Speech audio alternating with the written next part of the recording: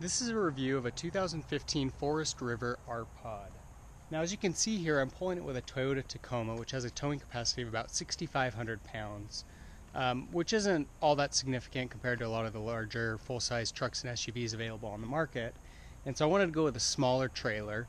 The Rpod is rated at about 2,800 pounds dry weight without any cargo or water in the tanks. And so pretty good option for somebody that's got a smaller vehicle.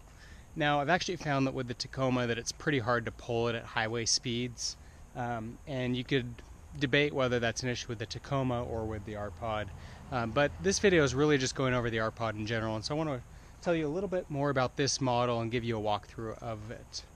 Now, this is the Rpod 178, which is a floor plan where it's got a little dinette in the front, a queen bed in the rear, and then a kitchen kind of in the middle. There are quite a few different variations of the Rpod, and I chose the 178 because I think that it's a pretty nice package compared to the others for my needs. Now, the Rpod's got quite a bit of storage capacity. You can see here that we've got a storage bin, and it passes all the way through to the other side. So you got one in the rear, and then up in the front you've got another one here.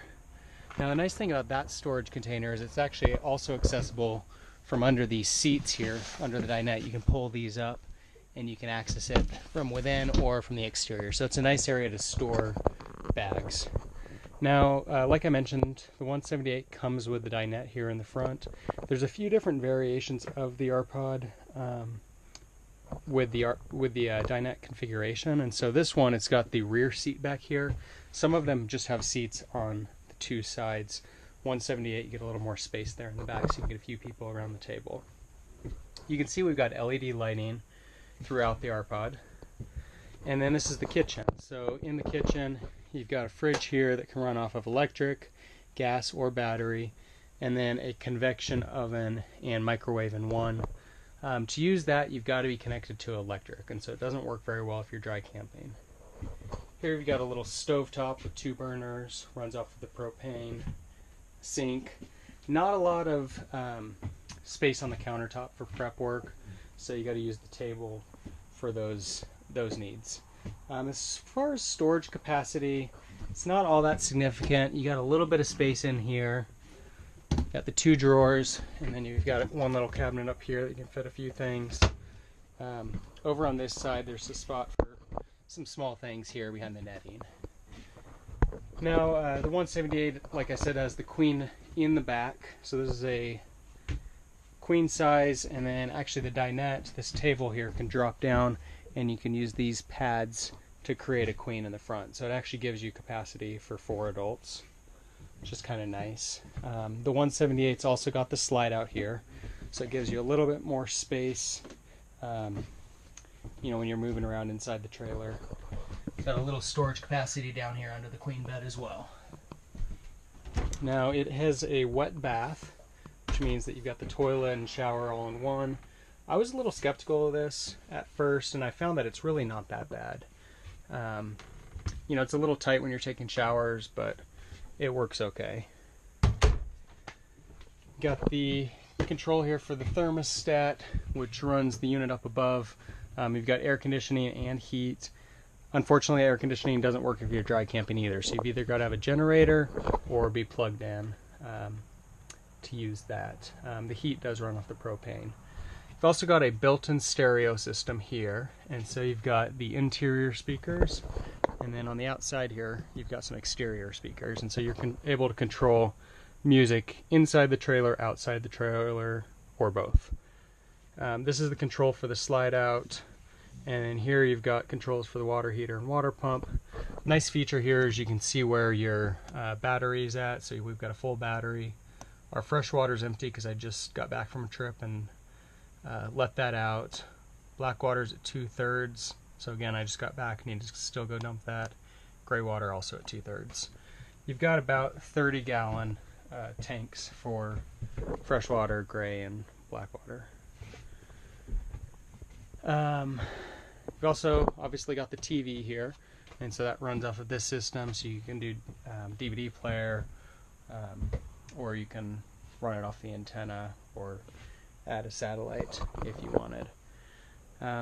Overall, the 178, it's a nice option for somebody that wants a small trailer that can function more like a big trailer. So you've got the sleeping for 4 adults if you convert these both to queen beds. You've got a kitchen that's, you know, it has everything you need. It's not huge. I'd say that the main issue with the 178 is you don't necessarily get a ton of storage in it. The space is used more, you know, for livability, I guess, and so probably would need some storage capacity in your vehicle for bags and such, and then you know, minimize how much you have in here. It is a little hard. Say you had 4 adults, where would you put all your bags?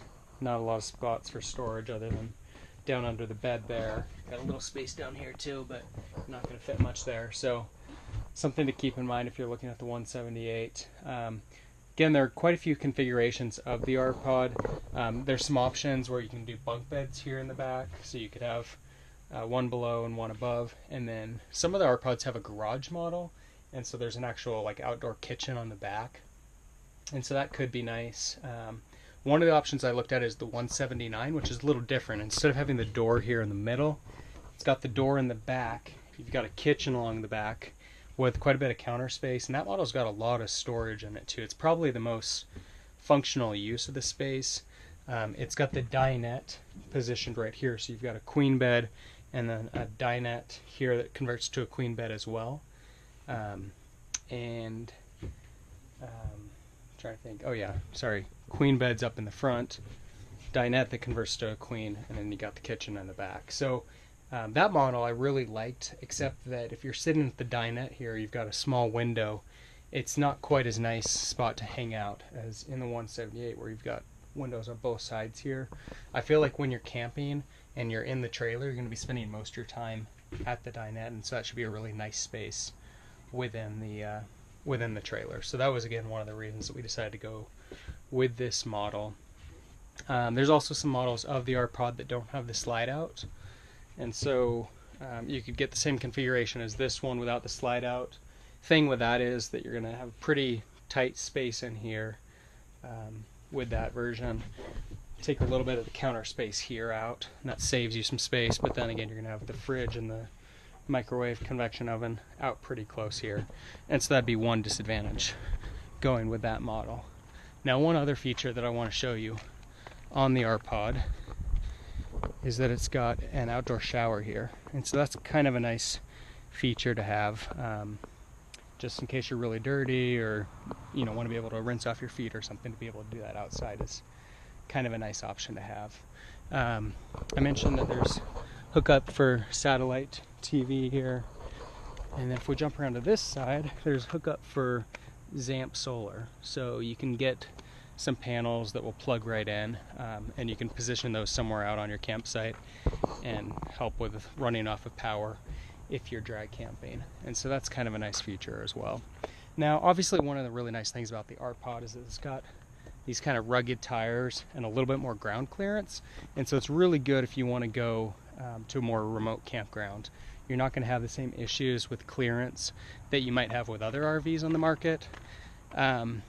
However, it's still an RV, and so you wouldn't want to expect too much out of it as far as you know, going really rugged camping, driving down gravel, or not gravel, but really rocky roads that have a lot of obstacles, because it's still an RV. You're still bouncing around, and these walls are only so durable, and so it's really more for moderate off-roading. And then as you can see here, you've got your water tanks right on the bottom, and so you have to be pretty cautious if you're going to be going off of the main road not to puncture those tanks. So that's kind of an overview of the Rpod 178. I've been very happy with it, with the exception that it's really hard to pull with my truck, and like I said, that could be an issue with the Rpod, but it's probably more an issue with the truck just being underpowered.